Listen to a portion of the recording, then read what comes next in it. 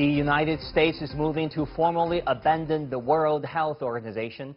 The withdrawal notice came on Tuesday as the WHO warned that the COVID-19 outbreak is accelerating and has not reached its peak. What does this pullout of America mean for the WHO and the global fight against the pandemic? Plus, China's top diplomats made proposals on improving U.S.-China ties amid current tensions. Question is Washington listening?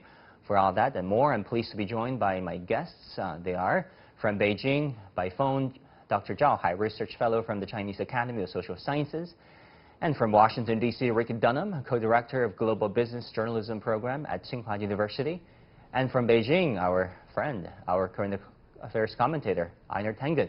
Welcome to all of you. Gentlemen, Dr. Zhao, why don't I go to you first? Your thoughts on the timing of America's withdrawal from the WHO? Well, the timing is really perfect for the Trump administration because at this point, the U.S. just reached a new high in terms of the the confirmed cases in the United States, which is over 60,000 per day. And already the United States saw over 3 million infected cases and also 130,000 people dead because of the COVID-19.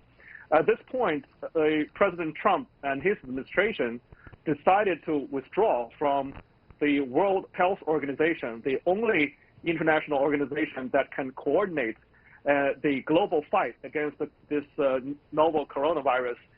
It's really a statement that the U.S. has failed, the U.S. government has failed its mission to protect its people and to fight this and play a leadership role in the global fighting against this disease. So I think this is really irresponsible at this current and shows that there's only political calculation behind this decision without any concerning of international public health and also both domestic and international health of American people and the people around the globe. Well, Rick, in Washington, D.C., how do you look at America's decision to withdraw from the WHO at this point? Well, I think anything that Donald Trump does has to be looked at through two lenses. One is what will help him keep power, win re-election in November, and the second is that he just acts very impulsively, and if he gets mad at somebody, he strikes back.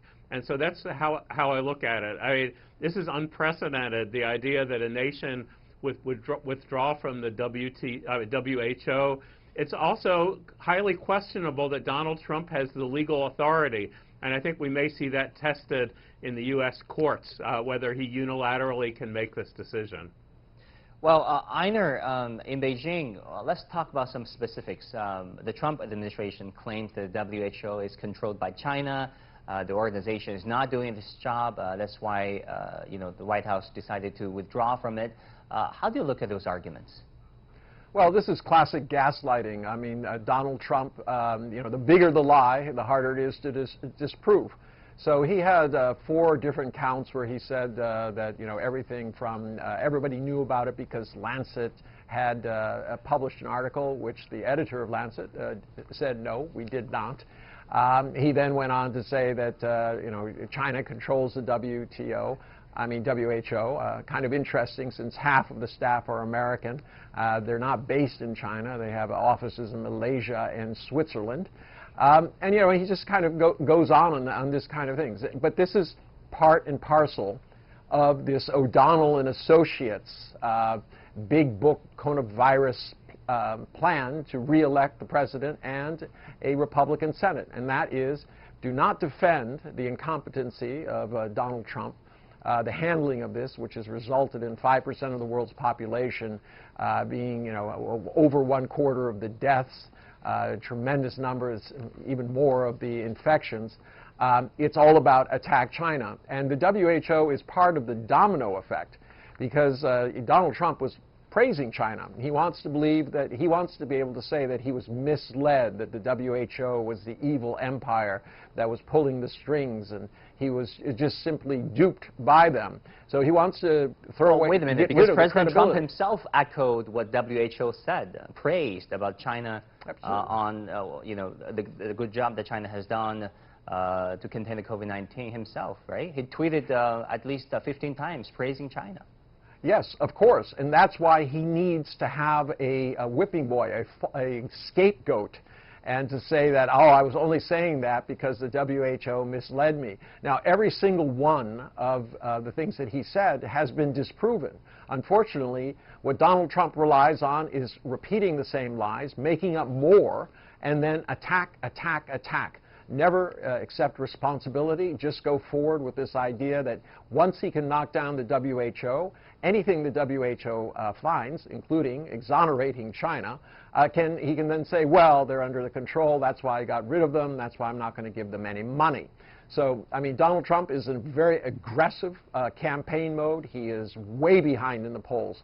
So you can guarantee that he's going to use this and other issues to distract the American attention away from what's happening in front of us, this record high number of COVID cases. Well, Dr. Zhao, in Beijing, the UN Secretary General Antonio Guterres said recently that he had received the notice of America to withdraw from the WHO, and the UN is in the process of, quote, verifying with the World Health Organization whether all the conditions for such withdrawals are met.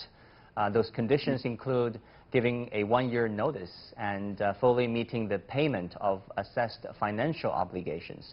Do you think the U.S. has met all those conditions to be able to really withdraw from the WHO? I want to emphasize two things. Number one, the U.S. hasn't paid its due to the World Health Organization, and so far, the U.S. is way behind for its annual payment, particularly this last year and this year. So until I think the U.S. Paid appropriate amount to the WHO, it's very hard for the U.S. to withdraw or basically decouple from the WHO. And also, it's very much in doubt whether or not the Trump administration can alone make the decision to withdraw without congressional approval. So even if after 1 year, because now he's giving the notice, and then until next year, July, the U.S. can withdraw officially from the WHO, that probably they still need official approval from the Congress. But other than that, I want to make the second point, which is at this point, even though we're still a couple of months from the U.S. General election, if the Trump administration has made the decision and made up its mind quitting the WHO, so the executive branch actually can do a lot of things to cut ties with the WHO. So even though maybe officially the U.S. remain within the organization, they can block any cooperation with the organization and render its relationship with the organization ineffective. So I think at this point, with or without official withdrawal, it doesn't matter that much. What matters is that the Trump administration has already made this a public political show to its own voters and trying to please them, to show toughness against China and gather enough support to shift blame to other actors, including the international organization and China. So I think at this point, really, the damage has been done. Very interesting perspectives. Rick, you have been covering Washington politics for a long time. Some legal experts say the effort to quit the WHO by the Trump administration could be open to a legal or congressional challenge. Does Trump need a yes from the Congress to pull out, or is he himself legally authorized to do so? Well, it's uncertain whether he needs approval from Congress, but this goes back to a Trump strategy throughout his public career, which is he does things that may well be illegal, that push the edges of the law, and his response basically is sue me. He's going to do it. Somebody will sue. Congress may pass a resolution disapproving of what he does, and it will all end up in the American courts. The good news is that as of next January, Donald Trump may well not be the President of the United States, and the new President and the new Congress could just reverse course. But we're going to have 6 months of debate over this. This doesn't do anything to save a single life. It doesn't do anything to help international cooperation in combating the coronavirus and COVID-19. And so I think we have a problem there. But I think it's highly questionable whether Donald Trump has this unilateral authority. Yes, he is allowed to withdraw from the Trans-Pacific Partnership. Yes, he was allowed to do certain of the things that he has done. But this is one that may be beyond the unilateral power of the president. But I think he's just saying, I'm going to do it, and if you want to challenge me in court, go ahead, have at it. Well, Einar, in Beijing, let's say if the U.S., the Trump administration, were to be successful in pulling out from the WHO, how big impact would that be for the world's top health organization? We understand that membership dues account for a certain portion of the organization's total financing, and also it has been active in helping especially the vulnerable, the developing countries coping with the COVID-19 that is spiraling out of control in many parts of the world, like Africa. Yeah, so let's break it down. The budget is about $2.4 billion a year. Dues are a little more than, a little less, I'm sorry, than half of that. Of mandatory dues, the U.S. is about 22%. That's versus 12% for China. But there's also this voluntary contribution, and that right now is at about over $650 million. These are funds that are put in for nutrition, vaccines, AIDS, Ebola, all of these types of things that are necessary and need to be coordinated on a global basis, like polio, the eradication thereof. So there's a tremendous amount of money that's going. So the question is, in terms of the legality, since there are monies that have been appropriated for this particular purposes, does Donald Trump have the ability to, in essence, bypass Congress? And this is the same question that came up with the big wall that he was going to make down along the Mexican border. He can withdraw from treaties, but he cannot mess with the finances on it. So he's in a difficult position. In terms of the arrears, the last time I checked, the U.S. was in arrears by over $193 million. Given that their mandatory contribution is $222, that gives you an idea of exactly where they are and why the WHO could, in essence, ignore this, because they can say, look, you haven't fulfilled the conditions. Until you do, this notice is not valid. But I would completely agree with my colleagues. Come January, there could be a completely different sea change in the House, and you can guarantee that if it is Biden, he will go back to having the U.S. firmly involved in the WHO. Well, gentlemen, let's look at some responses, both domestic in the U.S. and global. The WHO has been rather silent at this point, but responses from bipartisan lawmakers, medical associations, advocacy groups, and also, even U.S. allies abroad seemed alarmed. For example, U.S. House Speaker Nancy Pelosi recently condemned the move on Twitter, saying that the president's official withdrawal, of the U.S. from the World Health Organization is an act of true senselessness, as the WHO coordinates the global fight against COVID-19 with millions of lives at risk. The president is crippling the international effort to defeat the virus. It's not just the House Speaker who is, of course, his opponent in the Congress, but also from his own party. Lamar Alexander, the Tennessee Republican, who chairs the Senate Health, Education, Labor, and Pensions Committee, released a statement on Tuesday saying that, I disagree with the president's decision. Certainly, there needs to be a good, hard look at mistakes the World Health Organization might have made in connection with the coronavirus, but the time to do that is after the crisis has been dealt with, not in the middle of it. Now, we can also look at the responses from the U.S. allies. For example, in Italy, Italian Health Minister Roberto Speranza called Trump's pullout decision, quote-unquote, serious and wrong, he said. The health crisis has shown that we need a reformed and stronger WHO, not a weaker one. Now, Dr. Zhao, your thoughts on these reactions towards President Trump's decision to pull out of WHO? Well, it's clear that at this juncture, the world needs a united, to unite everybody and to support the WHO to conduct its work. And most importantly, at this particular point, countries are racing to develop vaccines. the world needs a lot of money to develop this vaccine, and now they just finished the round of financing. Altogether, it's calculated that the world needs about $27 billion US dollars in the next 1 or 2 years to deliver the developed vaccines. And also, at this point, because of the economic impact of COVID-19, developing countries need more and more financing and help from the developed countries, and particularly from WHO for guidance and also for post-COVID-19 economic recovery. So without the U.S. leadership and coordinated action from the world, it's very hard to accomplish any of those.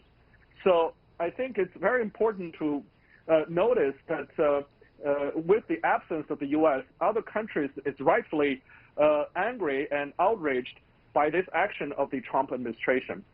I want to emphasize one point, though, that the quitting of the WHO is just one step. There are other steps behind Trump administration's design.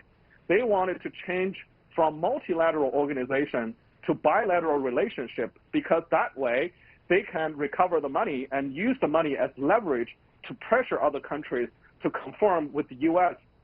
Request. For instance, if the U.S. wanted to continue to pressure China, maybe through WHO cannot accomplish their political pursuit. However, through bilateral ways, they can have more influence over other countries, particularly developing countries in need of those money and help, and they can turn that into pressure to build some sort of coalition around China and continue to attack China. So I think that's the ultimate goal of the Trump administration at this point. Well, we've certainly seen how Trump could pressure even his closest allies, such as NATO. Gentlemen, we'll take a short break, and when we come back, despite Trump's best efforts to isolate the U.S. from the international cooperation programs over COVID-19, Chinese Foreign Minister Wang Yi has offered a gesture of goodwill. Will a China-U.S. united front prevail over the pandemic? Making sense of the overwhelming wave of information means cutting through the noise to shine a light on the heart of the story and making room for new perspectives. True understanding means the ability to see events from more than one side. I'm Liu Xin, and this is The Point. New proposals from Beijing on stopping the downward spiral in China-U.S. relations. They come from China's State Councilor and Foreign Minister Wang Yi on Thursday. How will Washington receive Beijing's overtures of goodwill? Well, first of all, let's take a look at what the Chinese Foreign Minister had exactly said. Wang Yi made 3 proposals, basically, earlier today, on Thursday. Number 1, activate and open all channels of dialogue with Washington. Number 2, make 3 lists for engagement. We'll specify those lists later. And number 3, focus on vaccine cooperation. He also said that we're also ready to have closer exchanges with the U.S. on diagnostics and therapeutics, vaccines, and economic recovery. The U.S., for its part, should immediately stop its acts of politicization and stigmatization. Wang Yi also said to work with China to promote a global response to save more lives and live up to the international responsibility as 2 major countries. That's his hope for Washington. Dr. Zhao, your thoughts on State Councilor and Foreign Minister Wang Yi's gestures? I think if this issue could be resolved, that should have been resolved last month when when Yang Jiechi from Chinese side and Pompeo from the U.S. side met in Hawaii. However, after that meeting, we've seen little progress and even more attack from the U.S. side. So I think even though Foreign Minister Wang Yi has laid out how to make progress on U.S.-China relations, at this point, under this political environment, it's very hard, I think, to persuade Trump administration to change its course of action. However, it's useful because I think Wang Yi are speaking to a larger audience in the United States, to rational people and pragmatic policymakers, and to foresee the U.S.-China relations returning to some level of stability and normal. And I think in that sense, it is very useful to lay out the options that other than the current Trump administration's multiple front attack on China or assaults on China, particularly through ideological lenses, I think Wang Yi's proposal is much more useful in stabilizing the bilateral relationship. Well, Einar, you know what? I was actually at the session this morning. I was very impressed with Wang Yi's classification or characterization of three, what he calls three lists for U.S.-China engagement. He said basically that list A are areas of common ground where Beijing is keen on expanding with Washington, and list B are issues where the two sides have disagreements but can still maybe compromise through dialogue and work things out. And list C is one with issues where the two sides cannot agree on right now and need to manage their disagreements. What do you think of that classification? Well, I like it, but it's trying to be rational with somebody who isn't rational, trying to look at strategy when you have, in the long term, when you have somebody who's only looking to get reelected. It's very difficult. You're talking at cross purposes. I think China has decided that the long game is the best one, that the facts will come out. I mean, let's look at the global report card right now. Where is China in terms of the number of, how it's controlled COVID-19? Let's take a look at the first world countries, especially Europe and the United States. It has not been very good. And I think in the long run, China has the upper hand because people will just simply compare and say, well, our leaders didn't do as well as yours. And our systems aren't as good at responding to these types of situations as yours were. Now, hopefully, that begins the process of learning, going through the things that you can agree on, that you want to do, that you need to negotiate, and things that are very, very difficult. Obviously, China has a different system, and that's at the heart of this. The problem is that China has been successful. I mean, the narrative has always been that somehow China would be forced into this kind of liberal democratic capitalism box that the U.S. Believes is part of American exceptionalism. But when China succeeds, that becomes an existential threat. So at this point, there's no real talking about it in the short term, but hopefully the next administration will have, hopefully, more open ears. If there is a next administration from a different party. Well, Rick Dunham, let me go to you in Washington, D.C. Do you think Washington will pick up the messages sent out by China's top diplomat? Well, I think it's useful to do a column A, column B, column C for looking ahead. But I think if you assume there's not going to be Donald Trump as president after January, which is still an assumption, you have to look at that column C, the third list, because that is where he has to influence Washington policymakers. And column C is very difficult because the issues in Hong Kong right now have unified Americans across party lines. The issues with Xinjiang right now are, United States is almost unanimous, the American people, about that. So China is going to have to figure out how to influence American public opinion through some sort of policy shifts or further explanation. I think the column A and column B are really important. Column A could be healthcare, could be economic recovery globally, and the two nations could help the world tremendously. And I would say issues like trade can be resolved through conversation. If you go back to the world the way it was before Donald Trump, I think there are chances for cooperation. But I think the biggest issues are in that third category, and China is going to have to figure out a way to get beyond that, or else even its allies in the United States, even people who do believe there's a lot of merit in some of the Chinese proposals on economics and health, will have problems, political problems, allying with China. Well, Dr. Zhao Hai, Wang Yi, State Counsel and Foreign Minister on Thursday today, also said that neither side should attempt to change each other, but to explore ways for coexistence. He also said that China's policy towards America has not changed. China still wants to grow this relationship with goodwill and sincerity. And he also said that the two countries should reflect on the history of U.S.-China engagement, which showed that cooperation is the only way out. It looks to me that China's policy towards Washington has been pretty consistent, right? Mm-hmm. I agree. I think China has maintained strategic patience towards the U.S., and China realized that the best way forward for a win-win situation between U.S. and China is cooperation and dialogue on key issues. One thing I want to emphasize, because in the formula that State Councilor Wang Yi has put out, it's actually a successful formula between U.S. and China to divide issues into different columns, actually help both countries to overcome temporary impasse.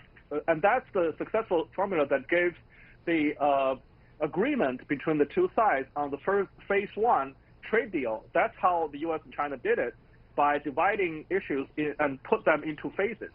And also, for the same thing, by the same token, I think U.S. and China can divide issues into different categories and try to build trust, beginning with areas where they can cooperate with each other, like the COVID-19, and also, for instance, climate change, terrorism, counterterrorism, and many other areas that globally we're facing the same challenge.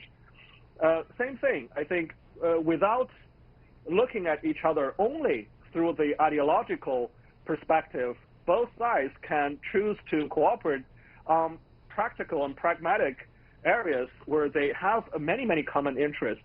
On trade, I think other than this focus on deficit, actually both sides can grow both their economies by cooperating in many ways, even including the technology. So I think moving forward with this understanding on the Chinese side, with the insistence on the Chinese side to continue the current China's policy toward the U.S. unchanged, it will help that when the U.S. realize that cooperating with China in areas that they can will benefit both sides, themselves included, with or without a new administration, ultimately they will come back to the negotiation table. I want to emphasize one more thing, that the U.S. is saying that they only want result-oriented kind of policy towards China, but China emphasized dialogue. I think without true dialogue, without understanding each other's positions, only demanding China to satisfy the U.S. side, this one-way road cannot work. And ultimately, we've seen that after 2-3 years of pressure, the U.S. hasn't reached its goal. So I think moving forward, it looks like this is getting into a chicken-egg problem. Dr. Zhao, I'm sorry, but this is all the time we have. Thank you so much for watching The Point. I'm Wang Guan, sitting in for Liu Xin.